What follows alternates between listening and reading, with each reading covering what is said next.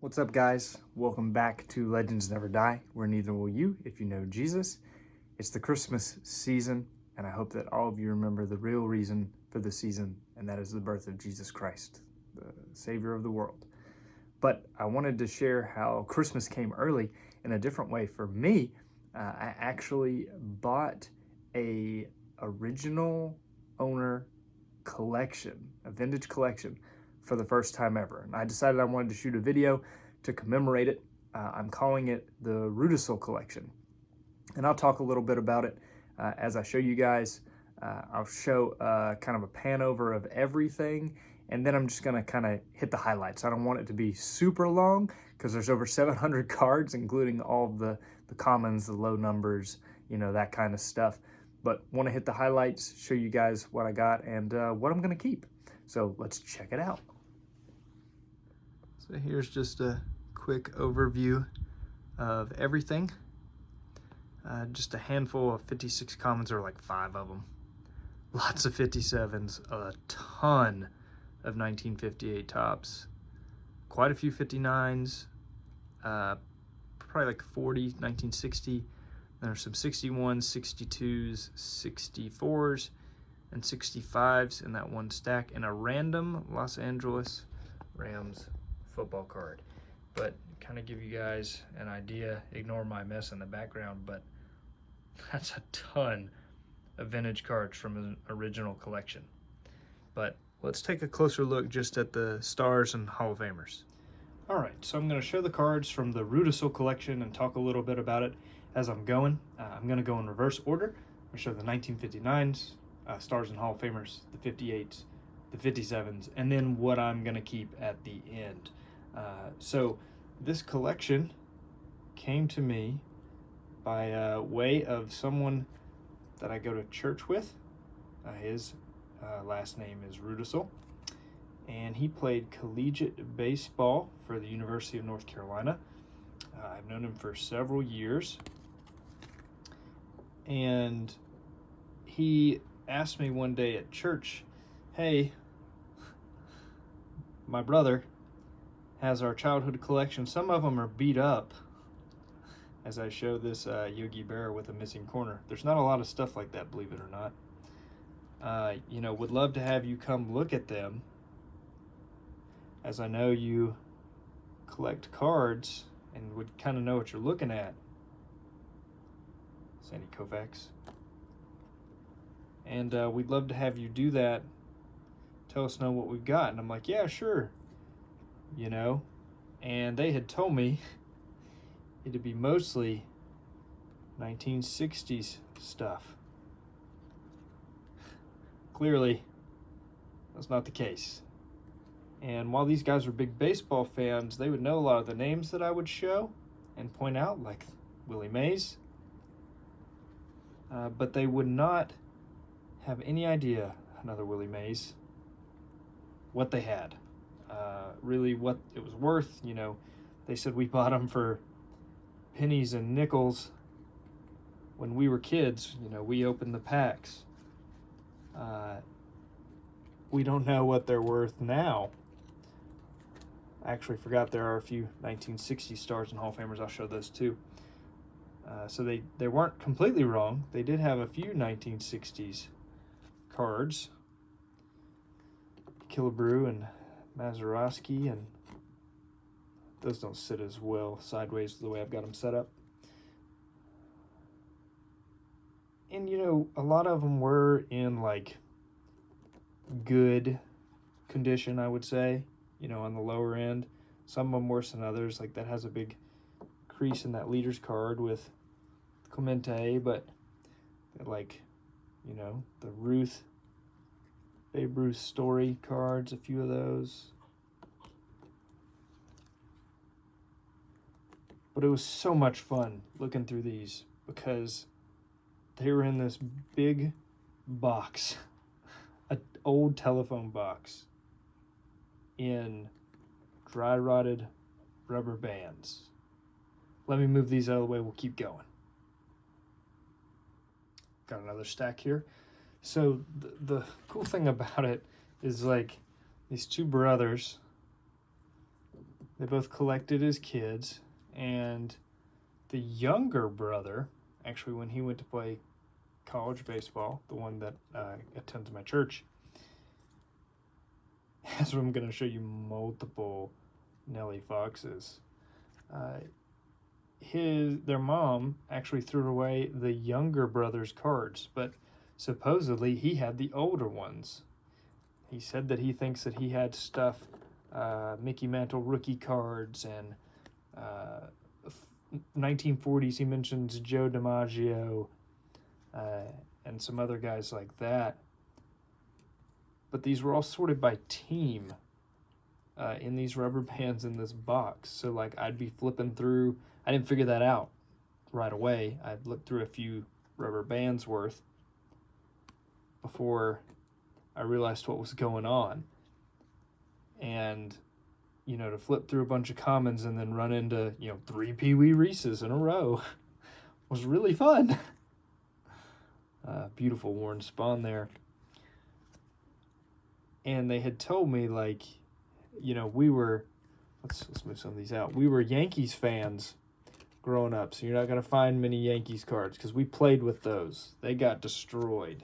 We put them in our bike spokes and, played with them. And I'm like, well, guess we're not going to find any Mantles. And we didn't. Spoiler alert.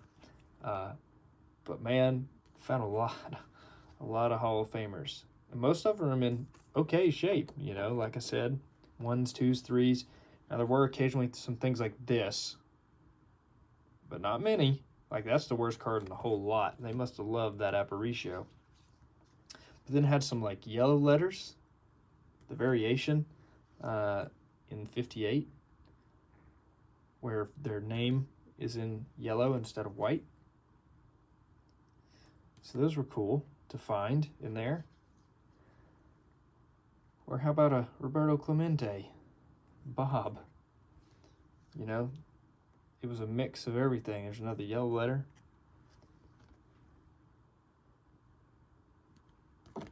And stuff like Willie Mays, man.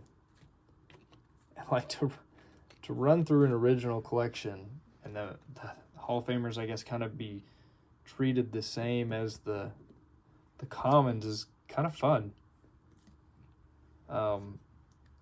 It was like opening a vintage pack or a vintage box. Like, that's what it felt like. Curt Flood rookie, and then you run into an Eddie Matthews and another Eddie Matthews and another Eddie Matthews. Doing stuff like that was awesome. But, like, this is one of the first Hall of Famers I found.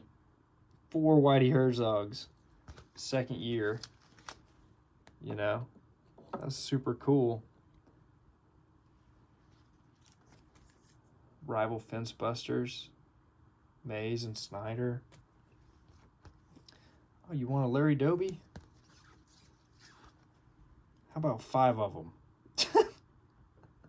Like finding that in the middle of the stack of an Indians team, or, a star like Carl Furillo. There's 4 of those just all together in a stack. But that's all the 58s. Let's move on to the 57s. All right, the 57 Topps Hall of Famers and Stars. And then I'll show you what I'm going to keep at the end. Louis Aparicio, like that one's rougher. It's one of the rougher cards in there. There's some creases in it. Yeah, there you can see them. But a lot of the stuff really wasn't like that. Like, sure, like dinged up corners and stuff, but, not mangled or destroyed like they kind of thought it would be. But then, proof that cards did come out of the pack like this, miscut, like this Willie Mays. But still, cool to find a Willie Mays in the middle of a stack of Giants cards. Or like Robin Roberts. Or in 57, there's some big Hall of Fame rookie cards like Don Drysdale. Oh, another one. Wait, there's more. Another Drysdale. And that happened several times. I know I've said that before, but like, there's a Hank Aaron. Oh, wait, there's 2 of them. And we talked about, he was a right-handed player, but it shows him being left-handed, and they actually recognize that, hey, why is he left-handed? He's a right-handed hitter. And that was really cool, talking with them about him. Or, hey, this is Bill Mazeroski's rookie card, and they talked about his famous home run against their Yankees. Whitey Herzog, had all those 58s of him. There's 2 of his 57 Topps rookie card. Just trying to find a place to sit all these, man. There's a ton of them. Pee Wee Reese, and you would think you find something like this and there'd be like one of Hall of Famers, but when they opened packs, there were Hall of Famers then, right? It was just the cards in that series.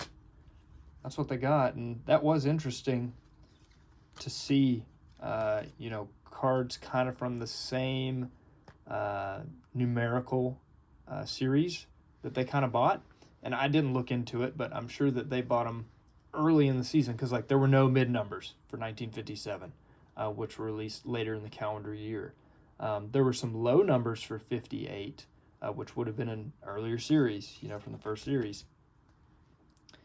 But then, the first big card I found that I kind of got excited about, because I'd only found an early win 57 Topps, you'll see that in a second, for a while, until I got up to like the middle of the teams.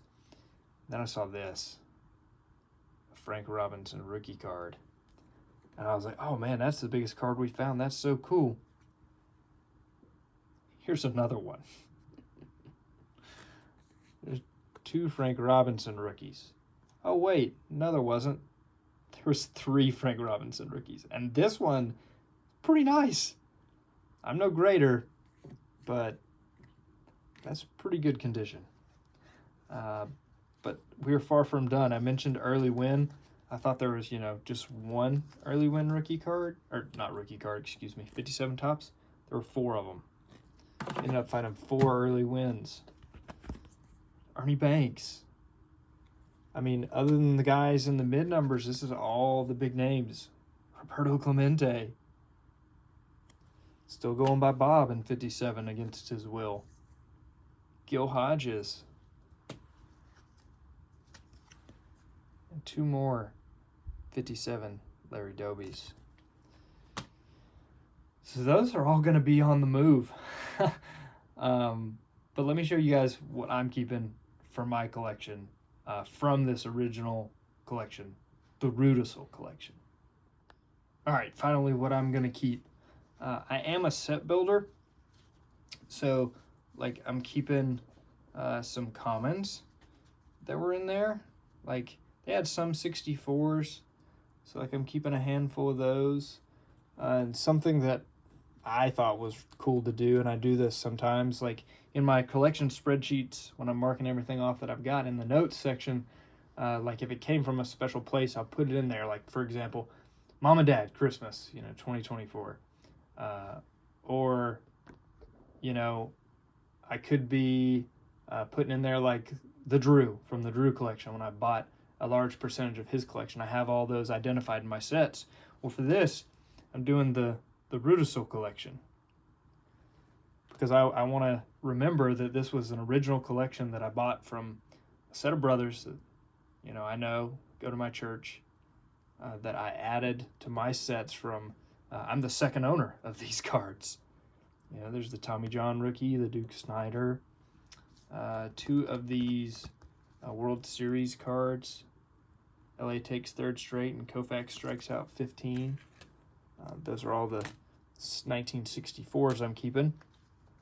Then there was a handful of 1962 commons. Something like that. It's not even worth it to me to sell them. I would rather keep them and say I got them from an original collection. There was one 1960 Topps common that I needed. One of the Wind Savers from 1960 Topps. But then like from 58, I'm keeping the nicer Rival Fence Busters for my set. It's really cool. A 1958 Topps Hank Aaron, which is one of the nicest cards in the whole collection. There's just one of them, but I need that for my run. A handful of 58 Topps, mostly low numbers that I still need for my set. down to just about 100 cards left on it. And now the 57s. There was a unmarked first series checklist. Big Bloney. First and second series, which is a lot tougher than you think. And they didn't mark it. They played with their cards, but they didn't mark it. We've got Early Win. You thought there was just 4. Nope, there was 5. I'm keeping one of them. Another Nellie Fox. I still needed one of those. Upgraded my Whitey Herzog rookie card because, you know, there's only 5 of those in the collection. Multiple Bill Mazeroski rookie cards. I mentioned that. I'm going to keep this one. Really cool. We've got Louis Aparicio, a nicer one. I still needed one for my set. And there were just 4 commons I decided to keep. Then Don Drysdale rookie, nicest one in the group, going in my set in the binder. Bob Clemente, there were multiples of him too. And then finally, I showed you the one miscut Willie Mays earlier. Well, here are 2 more. They're staying with me. So guys, I hope you enjoyed checking out this massive collection of over 700 cards. There were 99 Hall of Famers and stars that I showed you guys that I'm either keeping or will be on the move from the Rudisill collection. First time I'd ever purchased a original owner collection, a vintage collection, and I just wanted to document the process, share it with you guys, and hope you enjoyed looking through it with me. I had a blast talking to those guys. Very blessed and fortunate to be able to get this from them and get them in collectors' hands. All right, guys, until next time, keep collecting. God bless.